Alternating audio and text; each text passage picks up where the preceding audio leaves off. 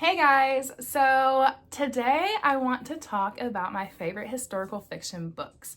I feel like our page focuses a lot on romance, romantasy, fantasy, thrillers sometimes, but I personally love a good historical fiction and I feel like they're not focused on enough. So I decided this might be a place to come to give you some of my favorite recs if you do like that, because I don't feel like they're necessarily easy to find on like TikTok and stuff because people don't focus on that. So, with that being said, I have quite a big list of books that I think you should read if you love historical fiction, and I'll just give you a little taste of each one. And if you end up liking these or if you've read them, comment below because I'm curious what you guys think, because it is really hard to find people who love historical fiction as much as I do. So, my first book is Water for Elephants by Sarah Gruen, I think is how you say it. I'm not totally sure. There is a movie on this book and I watched it right after and it's really similar. So basically it is about the circus and it is about back in the older days, I guess you could say, when the circus was really, really big, and it is about their journey essentially with elephants. And there is a lot of subplot of like domestic abuse in the circus rings, and it's just a lot more intense than people think when they think circus. And so I think Water for Elephants really dove into that in a really, really pretty way. I could not put it down. And I think the movie also did it really good justice. So that is a great one if you like a more heavy read, but also on a topic that's not really talked about, like who talks about the circus and that kind of aspect. So it's a fantastic book. I am not a crier, and it was a crying type book. It was really, really good. So that's a really good place to start. Next, I personally am not a big fan of like classic literature. I don't know if I should say that because I know you're supposed to be like classic literature, like sophisticated, but not a super big fan of it. However, Beautiful Little Fools by Gillian Cantor was so good. This is essentially a retelling of The Great Gatsby, primarily from Daisy's perspective, and it was so good. So good. We did it for our book club like 2 years ago, and I wasn't sure what people would think, and most of the people that came were like, this was so good. I didn't know what to expect. It was great. It had a murder mystery type feel, which I guess kind of The Great Gatsby in a way does too, but just fantastic. So if you like the historical fiction, classic literature take, it was great. It was so good. I really want to read another one of her books. I just haven't gotten a chance to yet. The Spectacular by Fiona Davis. I personally have a deep affinity for the Rockettes because I danced growing up. My tap teacher actually was a Rockette. So I just grew up loving that whole Christmas Rockettes, high kicks, etc. The Spectacular is essentially about a girl who wants to be in the Rockettes. And it takes place in like the 50s or 60s, I think, if I remember correctly. And it was so good. It was fantastic. She did a really good job of making it like fun, Rockette-esque, but still throwing in that historical fiction. So if you want like a fun read, it's a good one. On that same type of glitzy feel, Fifth Avenue Glamour Girl by Renee Rosen was really cool. It was about Estee Lauder and her life growing up and becoming the makeup star that she is. And it was just fun. It was very girly. The cover is even gorgeous. The cover is what sold me on that book. It's just fun.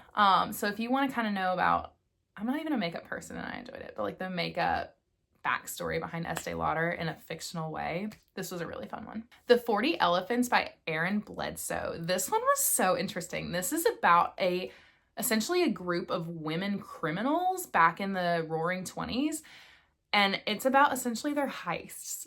So I don't know, this one was just so different than anything else I've read, because how often do you hear about like women gangs? I don't know. It was so interesting, but I really enjoyed it. If you want something super different than your normal reads, The 40 Elephants is really, really cool. The Last Carolina Girl by Megan Church. This takes place in the Carolinas, and it is about eugenics.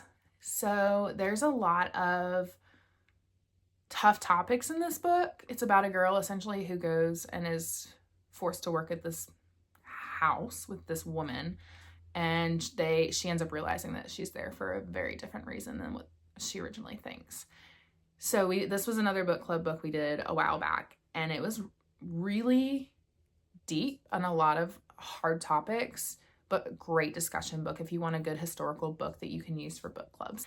Now, I feel like the most popular form of historical fiction is World War II. So I'm going to give a few World War II recs that I've really, really enjoyed. The first being The Tattooist of Auschwitz by Heather Morris. This is about a Jew who essentially has been taken from the camp that he's supposed to be in and given a job, and his job is to tattoo the number on the wrists, I believe, of all the other Jews and their camp number. And so it's about his struggle with his identity as a Jew, having to do this to other people who are just like him. It is a really interesting book into the mind of someone who lived through all of that. And it's really short. It's like maybe 300 pages, so you can whip it out really quickly. I really enjoyed this one. The Only Woman in the Room by Marie Benedict. This is about actress Hedy Lamarr and her role in the Nazi regime, which was interesting. I went through a little phase where I was like obsessed with old Hollywood books.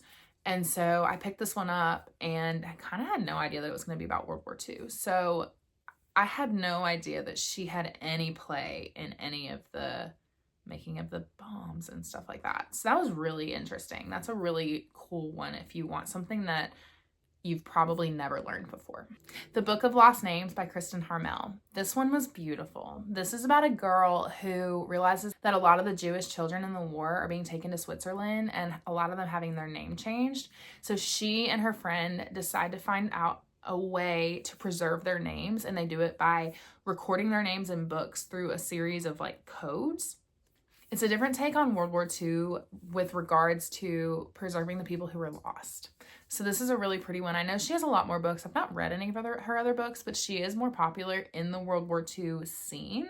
So if you really enjoy this one, she's another good author to look at as well. The Keeper of Hidden Books by Madeline Martin.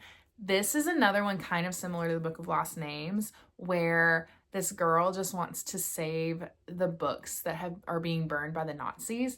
And so she finds out a way to essentially hoard these banned books. That one's another really beautiful one and very similar to the Book of Lost Names. I'm going to end with my two absolute favorite historical fiction authors, both of which have written stuff about World War II, which is why I kind of am leading into that.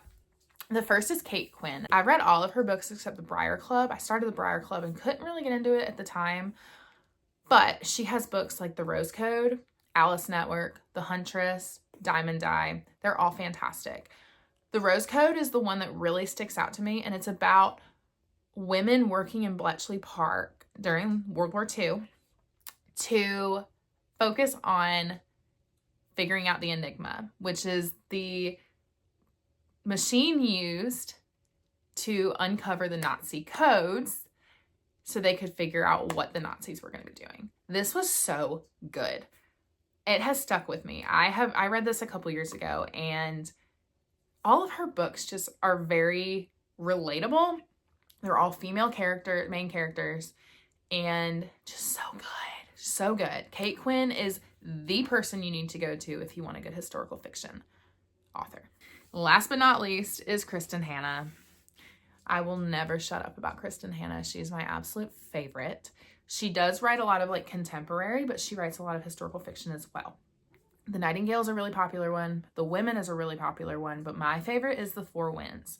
The Four Winds focuses on Elsa, and she is a woman in the Dust Bowl era who essentially has to figure out what to do, where she's living in the Dust Bowl, but then she realizes everyone's fleeing to California, and so she decides to make that trek, and without spoiling too much, a lot of it doesn't go great, and it is her trek with her kids. A lot of it doesn't go great. So I don't want to give too much away, but if you want a gut-wrenching but beautiful book, read The Four Winds. There are so many other historical fiction books I could recommend. If you have any that I didn't mention, drop them below because I would love to read some more as well. I've got a few more that I really, really want to read on my shelf, but if you have some good ones, drop them below.